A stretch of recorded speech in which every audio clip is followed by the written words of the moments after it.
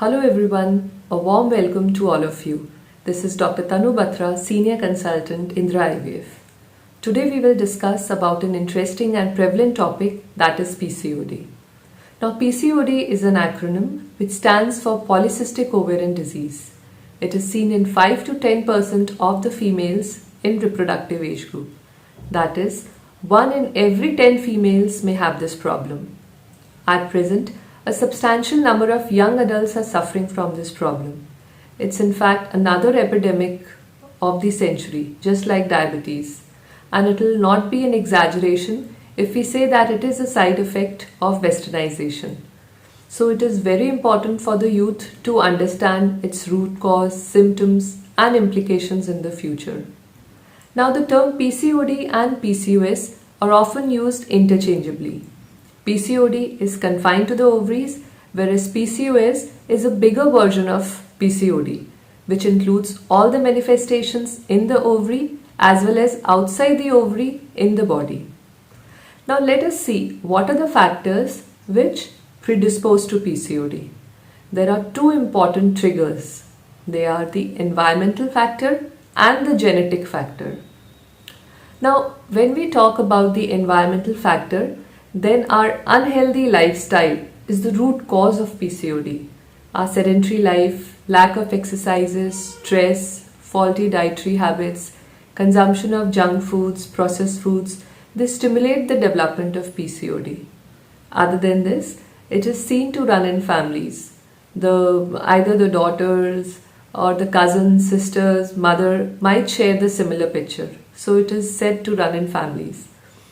Now, after knowing about the current scenario of PCOD, it is very important to understand the mechanism of PCOD. That is, how does it develops?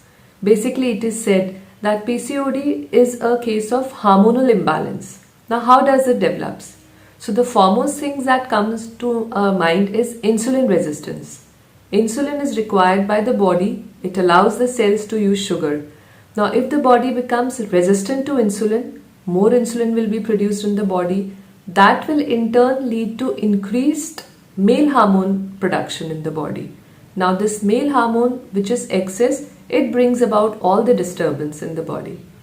Second theory which says is PCOD is a result of chronic low-grade inflammation in the body.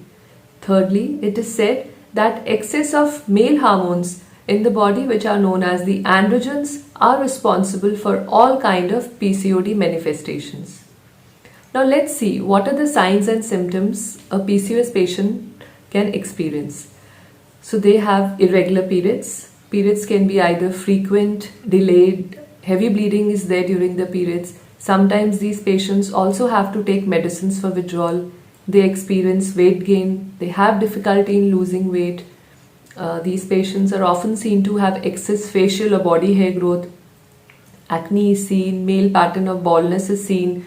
These patients often suffer from infertility, recurrent miscarriages, mood swings are there, and sometimes they develop skin tags, which are known as acanthosis nigricans. Now let's see what are the diagnostic criteria of PCOS. So presence of any 2 out of 3 criteria, that is excess of male hormones, irregular periods, or polycystic ovaries, one can label the patient as having PCOS. Now what are polycystic ovaries? These ovaries are enlarged up to 10 cc in volume. They have multiple follicles. Though being excess, these follicles fail to function regularly and release egg. Remember, excess of everything is bad too. Now over the period of time, if treatment is not initiated, then long-standing PCOS can result into chronic conditions like diabetes mellitus, fatty liver, high blood pressure. They can have heart problems, abnormal uterine bleeding can be there, uterine cancer can develop, they can have eating disorders, depression, anxiety. So it is very important to timely initiate the treatment of PCOS. Now let's discuss the management of PCOD. It is lifestyle modification which can change the course of the disease if done sincerely. Even a modest reduction in weight, that is just 5%, might improve the conditions. Losing weight increases the effectiveness of medications which can help with normalizing the signs and symptoms. It is said that for this energy deficit of just 500 to 750 kilocalories per day is sufficient, and a minimum of 150 minutes of moderate physical exercise per week is what is needed. That makes just 20 to 30 minutes of daily workout. It can be either in the form of walking, running, jogging, dancing, or any kind of aerobic exercise, whatever form you enjoy. Keep in mind, one doesn't have to be extreme, but consistent with the exercises.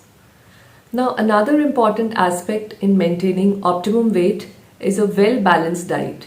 One has to avoid any kind of processed foods, junk foods, and take ample amount of local and seasonal fruits and vegetables. Remember saying no to refined sugars and any kind of packed items. Temptations have to be defeated by strong resolutions of good health. Now, when we come to the medical part, there are individualized treatment for every symptoms. For example, to regulate the menstrual cycle, doctors usually give oral contraceptive pills or progesterone therapy. In case of excess hair growth, OCPs are given, patient don't respond, anti-androgens are given. Still, if there is no response, then mechanical therapies like laser is offered. Now, for those patients suffering from infertility, ovulation induction drugs like letrozole or clomiphene citrate are given. If the patient doesn't respond to them, then either IVF or surgical options like laparoscopic ovarian drilling can be offered. I hope with this video many things must have been clear, friends. But remember, PCOS, though a syndrome, but its prevention lies in the very basic thing, that is our lifestyle. No expensive medication, no expensive therapy required. Just a firm resolution to correct a lifestyle is what is needed. Choice is yours, and I'm sure that we will be the winners. Thank you everyone. Take care and stay safe.